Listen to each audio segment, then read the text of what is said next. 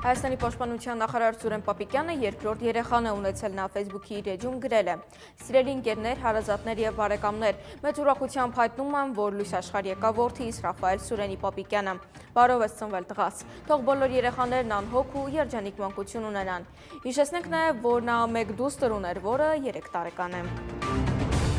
Հայաստանի ագնախարար Արարատ Միրզոյանը հանդիպել է Լյուքսեմբուրգի մեծ դքսության ագնախարար Քսավիե Բետելիի հետ եւ ստորագրել ռազմավարական գործընկերության հռչակագիր։ Տեղեկությունը հայտնում է Հայաստանի ԱԳՆ-ն։ Զրուցակիցները վերահաստատել են Հայաստանի եւ Լյուքսեմբուրգի միջև առկա քաղաքական երկխոսության բարձր մակարդակը, ընդգծելով, որ այն զարգանում է փոխադարձ վստահության, ընդհանուր արժեքների եւ շահերի հիման վրա։ Երկուստեք ընդգծվել է, որ Հայաստանի եւ Լյուքսեմբուրգի միջև հարաբերություններն իրենց բովանդակությամբ ռազմավարական են, ասված է հաղորդագրությունում։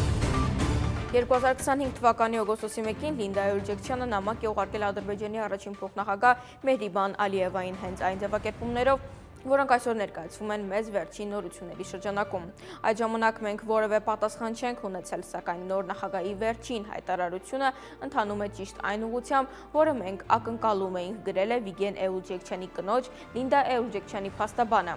Ադրբեջանի վերջերս հայտարարված համաներման մասին հայտարարությունը վերաբերում է մինչև 20,000 բանտարկյալների եւ կարող է ներառվել նաեւ Վիգեն Էուրջեկչյանին, ինչը ընտանիքին հույս է ներշնչում արագ ազատ արձակման համար։ Հիշեցնենք, որ 46 Էուրջեկչյանը Հայաստանի եւ Լիբանանի քաղաքացի են, նրան առևանգել են ադրբեջանական զինված ուժերը Լեռնային Ղարաբաղում 2020 թվականի նոյեմբերի 10-ին Հայաստանի եւ Ադրբեջանի միջև հրադադարի համաձայնագրից 1 օր անց, որը վերջ դրվեց Արցախյան 44 օրյա պատերազմին։